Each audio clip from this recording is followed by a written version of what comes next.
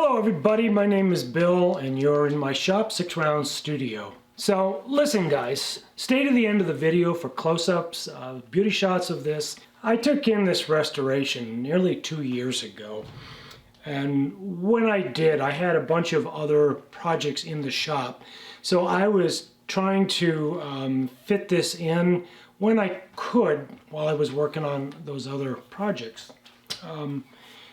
But about 9 months ago, I just finished up all the projects that were in the shop and focused or concentrated strictly on getting this this 1905 Ithaca done. Today, 8 months later, the buttstock has all been restored and repaired. There's plenty of videos that you can go watch and see the journey that I went on trying to get that done. This week, or the last 2 weeks, I've completely finished restoring the receiver. We completely dismantled it, we cleaned it, we polished it, we color case finished it. This week I've taken all of the blued parts, the screw heads, the trigger guard, the triggers themselves, and I polished and blued all of those. The hammer got done. So the hammer's been cleaned and polished and color cased as well. This is done from here to here. This restoration of the buttstock and the steel receiver, it's done. What a journey this has been.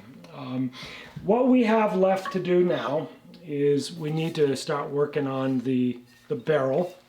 Got a couple things I need to do on that, and we'll talk about that barrel in some upcoming episodes, show you some of the things that I've got to do. I've also got to get that polished, and I've got to get a bluing on that as well, and then we'll end it with the forearm. This forearm is in really good condition, but we're going to go through most of the same kind of work, trying to get the finish stripped and get the check ring pointed up and put a new finish on it that closely replicates this.